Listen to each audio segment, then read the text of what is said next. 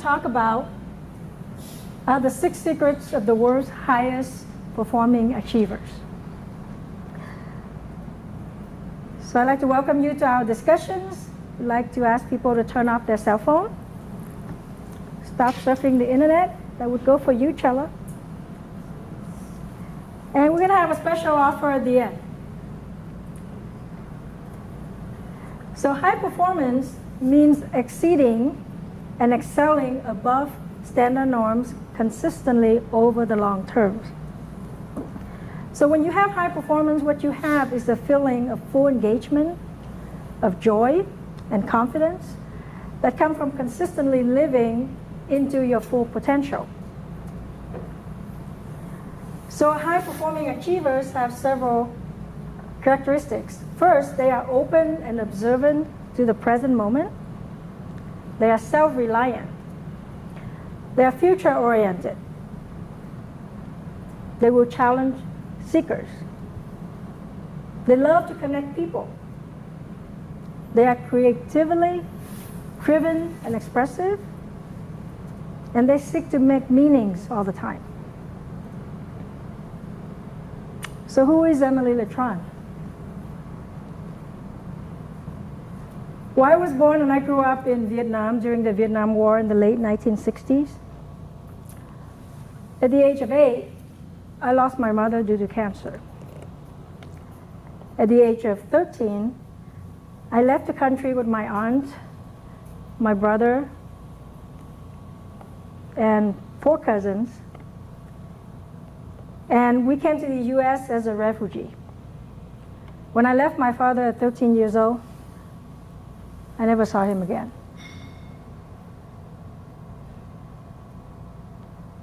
So have you ever been on a cruise? Anybody been on a cruise? Anybody visited an exotic island? Is Denmark an island? Many islands. Oh, okay, yeah, there you go. An exotic island. So you've been on one of these, right? A cruise. And you've been to an exotic island. So let me show you my first cruise. It was a fishing boat. It's about 50 feet long, with 60 people crammed together like sardines. And my exotic island was a refugee camp on a deserted island. It's where we live in makeshift shelter with limited food, water, and electricity. So my luggage coming to America were hope and faith. And I discovered that I actually have the high performance mindset. So I started in ESL, that's English as a second language. That was when I first came here. I started in 8th grade. And by the time I graduated from high school, I was a valedictorian. So I spoke a little bit more English. I went to undergrad at UC Riverside. I did it in 3 years. I finished with a Phi Beta Kappa and a magna cum laude, which means a 3.8 or above. And then I completed 2 degrees simultaneously at UCLA. I completed a dental degree, Doctor of Dental Surgery, and an MS in oral biology. So I did both of those in 4 years. So currently I own 2 dental practices. They're multi-specialty dental practices with associates and specialists. I have a coaching business. I help business owners win back their time from work, streamline their business systems, increase their profit, so they can win back the time from work and spend that time with their family, their children, their loved one, and pursue their passion. So in my case, it's creative writing. And I also created the Emily Letran Foundation. What we do is we do free dentistry for veterans and families of disadvantaged background. We also are raising funds to get a mobile clinic so we can go out and help people in outreach communities. I'm also the author of 2 books. The first one is called From Refugee to Renaissance Woman. It was published, and the foreword was by David Fagan. He is the CEO of Icon Builder Media. Some of you may know him. He's been on CNN and, well, you name any channels, he's probably been on there. My second book is called Commit to Embracing Your Big Life, and it shared the strategies for business success. And this book was forwarded by Sharon Lechter. She was on the screen earlier. She's a co-author of Rich Dad, Poor Dad. She's the author of Think and Grow Rich for Women, and she's also my mentor. So I overcame several challenges. There's a language barrier. There's a lack of family support. I'm the first one in the family. I'm the only one in the family to go to professional school. So when I went through school, you know, you can't go back home and ask your parents. Well, the parents weren't here, but I can't really ask my aunt for any money because she doesn't have any money. So I self-support. I took part-time job. I got grants and scholarship. There's a shortage of financial means. So I'd like to know, what is your boat story? What adversities are you facing? What's holding you back? Is it a dead-end job? Is it a confined cubicle? Is it a dreaded relationship?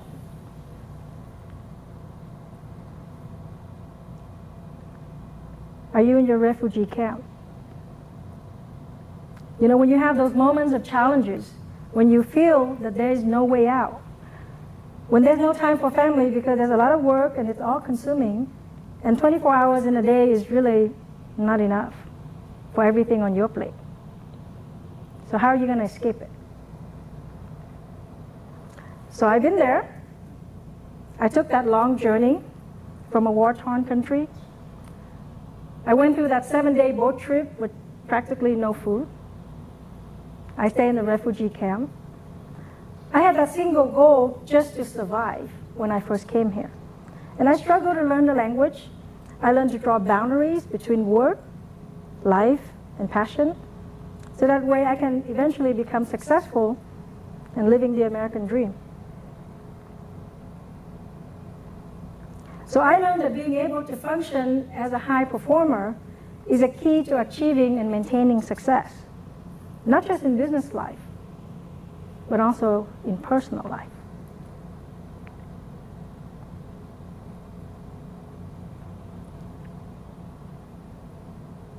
So high performance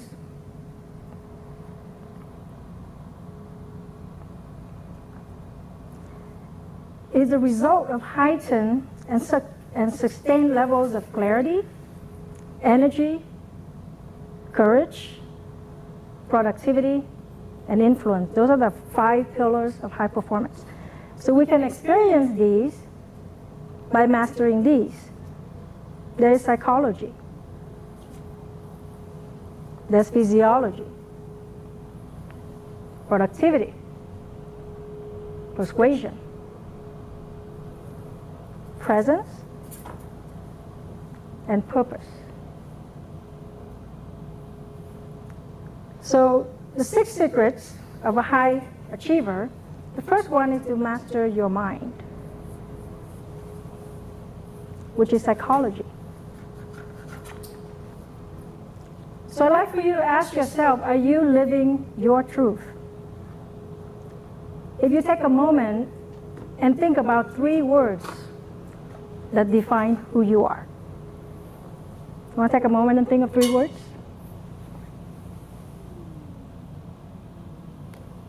Revel, you have 3 words that define who you are.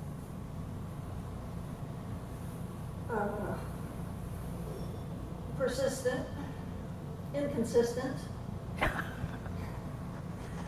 and I'm pretty bold. And you're pretty bold, right. Now, why are those 3 words important to you? Well, there's 2 that I like because the consistency or the persistency, even though I'm inconsistent, I'm persistently inconsistent. Okay. So it's something I need to change. Right. And the boldness is what keeps me going and keeps me saying, you know what, I can do this. Okay. And, you know, allows me to really step out of my comfort zone and do things that I normally wouldn't. Okay. Diego, you want to share your 3 words? Loyal, caring. Well, you can keep thinking about it, but you see how if we have 3 words that we think define ourselves, our daily actions with practice will be congruent with those 3 words. So, for example, my 3 words are learning, teaching, and giving. So I'm always a student. I'm a seminar geek, some people tell me, and I like to teach. At work, I'm teaching the staff. I'm preaching to my patients. And certainly, being a coach is teaching. Probably doesn't help, coming from both parents as philosophy teachers. I probably carry that gene. And then the 3rd one is giving, and that's why I do events for my patients. That's why I have the foundation. So if I'm clear about that, everything I do it has to do with those 3 words, the 3 words that define you. Now, you can also think of what 3 words define how you should interact with others. And are you living those 3 words? Okay, so this it's not kind of your definition, but it's how you usually interact with others. It's going to govern your behaviors when you communicate with another adult. So if you want to think about those 3 words that define how you should interact with others. Shala, you want to share your 3 words? Oh, heavenly. Teaching, consistent, and caring. Okay, and why are those 3 words important to you? Because it has a lot to do with what I do every day. I didn't think of it quite the way you put it, but now it makes sense. Okay.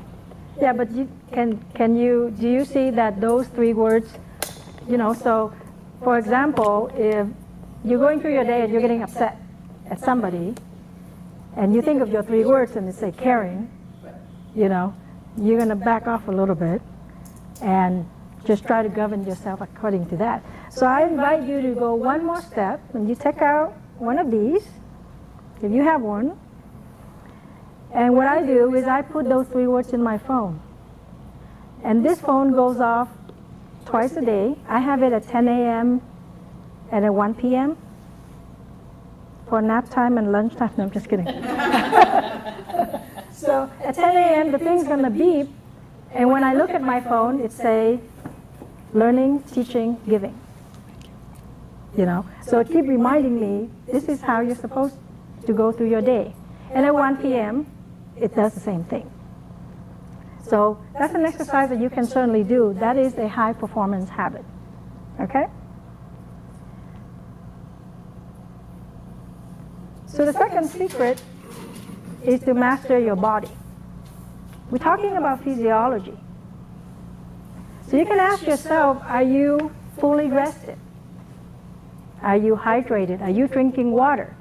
Are you sleeping, eating, exercising, and speaking with passion so you can have the energy that you deserve? The third secret is master your focus. We're talking about productivity, everybody's favorite word.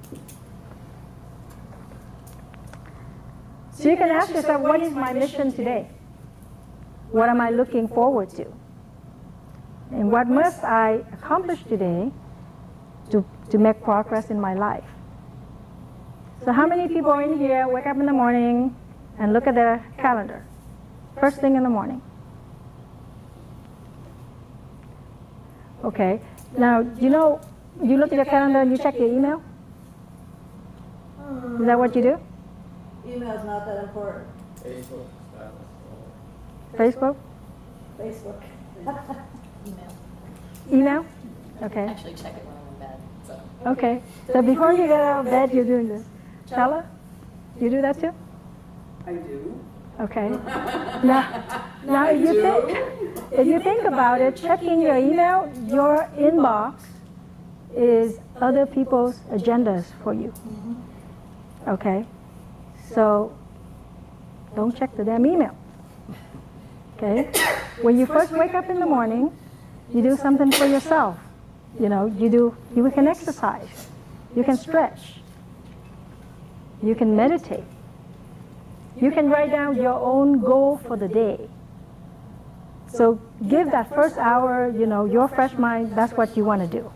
If you check your email and the next thing you do is I'm going to see what Dan needs from me, and then I'm going to answer his email, then pretty soon my day is dictated by him. Okay? So that's how you can control your productivity. So whatever time you spend for yourself, thank you. Whatever time you spend for yourself, it has to lead you toward your goal and not, you know, working on other people's agenda. So secret number 4 is to master influence. And we're talking about persuasion. Are you demonstrating empathy, and are you bold and enthusiastic when you seek to influence others? Okay, with influence,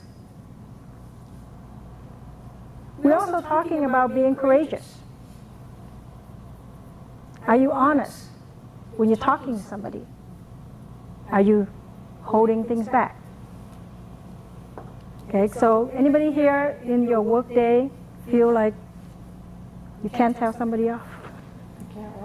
Huh? Like you can't tell somebody off, they're doing something wrong, and okay, so, you know, having the ability to persuade somebody because you're exerting influence on them is a skill, and it's something that you want to develop as one of your high performance habits, because you want to voice your opinion, you want to make sure that whatever you ask people to do, that they're actually doing it for you. Secret number 5 is to master presence. So give it some thought. What level are you in this moment in terms of your emotional and your physical vibrancy and presence? Are you thinking about, what am I going to do as soon as Emily shut up? You know, are you thinking about, you know, how many texts did I get while I'm sitting here trying to listen? You know, I'm sure you all seen families going to the restaurant and everybody is like this, right? And they're not valuing the moments of presence that they have for each other. And all of that make a difference for you to be a high performer. Secret number 6 is to master your mission. What is your purpose? Making sure that you stay on purpose and you serve the people that you're supposed to serve. Again, that goes back to those words that we discussed earlier. If you're clear about who you are and what you're supposed to do, you're going to stay on purpose. And everything has to be intentional. You don't just start out your day and think, okay, I'm going to just try to get through this day, right? So I think one of the reasons I can do a bunch of stuff that I do is because I have my purpose very clear.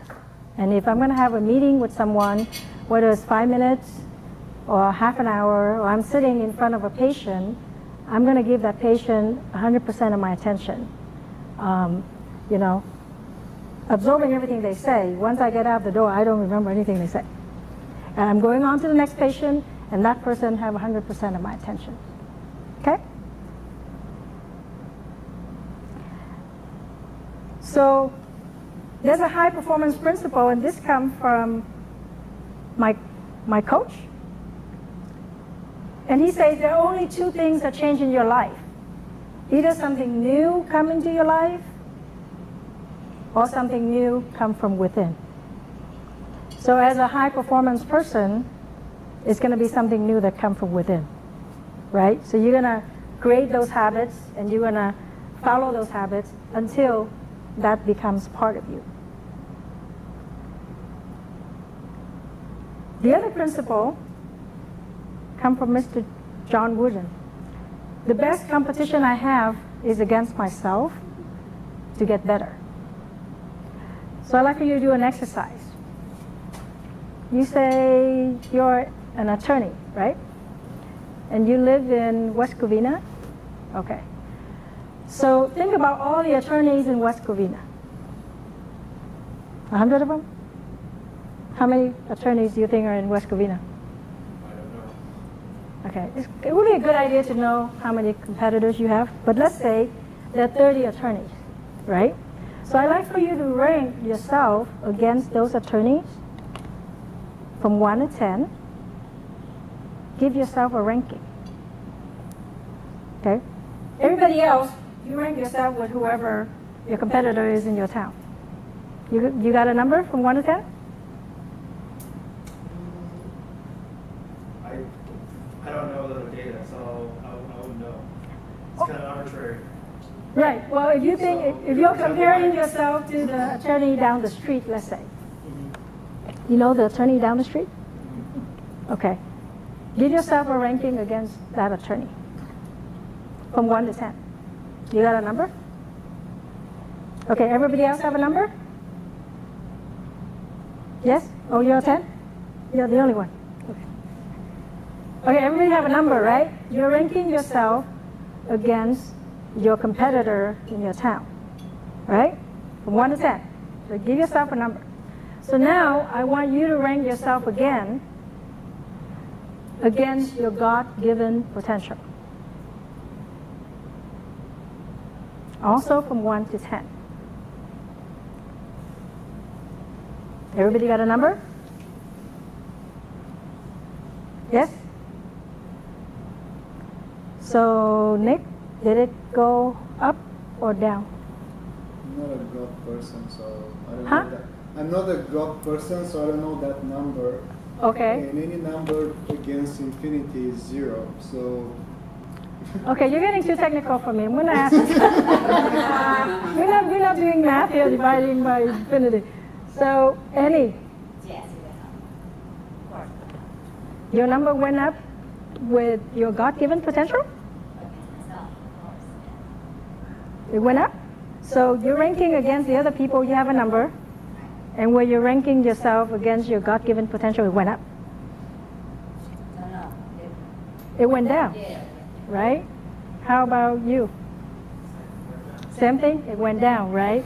So when we're talking about high performance, we're trying to close that gap, you know, of what we're doing against our God-given potential. Well, you know, you don't have to think about God. This is me, what is me 100%? Am I at 100% all the time? So, because here's the thing, a lot of times, it's very easy to compare yourself with the guy down the street, right? I can always find somebody a little worse than me. Then I'm just like, yeah, I'm doing good, right? Or I can look at the guy who's doing better than me, and then I get depressed, right? But if you're just ranking yourself against your potential, you know, I'm pretty sure, on any given day, if you're at 100% or not. Sometimes you're not. You know, I was sharing with Shala earlier this morning. I don't know what happened at breakfast, but I went through the day all day feeling like I'm going to throw up, you know?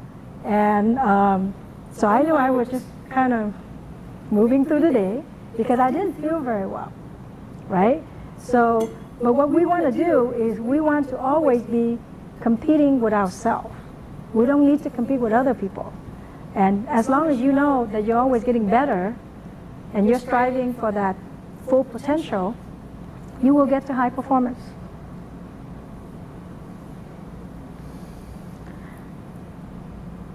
So like I mentioned earlier, I do high performance coaching. What we do is there are 12 sessions, and in session 1 to 6, these are the pillars that we go through. We go through clarity, energy, courage, productivity, and influence. And then in the next 6 sessions, we're going to talk about productivity again. By productivity, I'm not just talking about you doing a daily task, a checklist, okay? Productivity here, we want to say, how are you setting priorities? Is what you're doing being effective? That's the productivity. It's not just, here's my list for today, I check everything off, and I'm good. And are you going through the day being busy, but are you doing it with joy, right? Or are you doing it with complaints? You're stressful. That's not the productivity that we're looking for, okay? Then we want to talk about persuasion. I touched on this earlier. Persuasion here has to do with courage, being able to convince people what you want them to do, but you're actually telling them the truth, okay? We talk about psychology. Psychology here, again, having to do with whether or not you can handle stress. Are you able to bring the joy to your work? Or are you showing up to work and you feel like crap and you can't really do a lot of good for the people around you?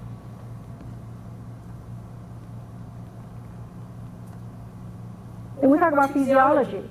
Again, maintaining a level of high energy. We mentioned earlier, meditate, doing stretch exercise. You can try to take a break every hour. Just give yourself 2-3 minutes, get up from your seat, take a quick walk, come back. Instead of sitting there staring at the computers or concentrating on talking to clients and not having any break. We also discussed presence, making sure you're paying attention to your client. And then last but not least was purpose. To have intention during your daily life, to go through your day knowing exactly what you want to achieve. So I invite you to email me with any questions, and I can do a free magic session or a strategy session. You like to go to this page, it's called exceptionalleverage.com. Then you can fill out an application, we can get together, we can see if I can get to know you and help you become a high performer. And there's a gift. You can have a free download of my ebook. It's called 5 Secrets to Growing Your Business. And it has my story in there. It has my business strategies. My business strategies, besides being a high performer, besides high performance, is called action, which is appreciation, communication, trust, investment, open-mindedness, and never give up. Okay, so is there any question for me? Gisela, you have a question?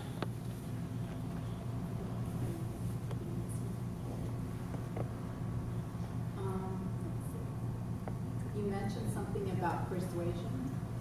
Can you give a little bit more background on that? Is that persuasion as far as daily communication, or persuasion as far as trying to explain what you expect of them as far as task completion, things like that? Well, persuasion is a skill that you use with everybody, right? So it could be, when you're presenting a case or you're trying to do a sale, that would be a sales skill, right? So you're persuading the person to agree with you. If you say this is a good treatment for you, this is a good product for you, persuading or a sale process is basically getting that person to agree with you that that's what they need for themselves. Persuasion could be telling your kid to do something, right? Like eat dinner by 8 o'clock, whether or not mom is there, or do homework whether or not mom is there. Persuasion could be working with your staff, asking them to do something, but what you want to do is you want to connect with them on such a level that they will do it with you happily. And that would be a skill. Instead of here's the list and just do it or else, right? So what I'm talking about is using all of these habits all the time. Like you don't have to think about it. Like that's how you work. That's your person. And of course, when you during very stressful time or when you feel, tired or sick like me earlier today, maybe you're not there at 100%, but you always go back to that because that's your goal. So you can be consistent, not inconsistent, and always perform at that level. So I think, I just went through a recertification for 5 days, and Annie was with me, right? And I was pretty consistent, right? Yeah, I was pretty consistent. I was holding up my energy. I don't drink coffee. I used to drink coffees from high school to about 6 months ago. And then I just decided I'm going to stop drinking coffee. And I adopt some other habits to keep up my energy. I don't drink coffee. I don't snack. I just eat lunch and dinner. Unless I go to a networking event and everybody else is eating breakfast, and I try to eat breakfast. So I eat breakfast twice a week. So, did that answer your question a little bit? Anybody else have any comments? No? Okay, well that concludes my presentation. Thank you very much for your attention.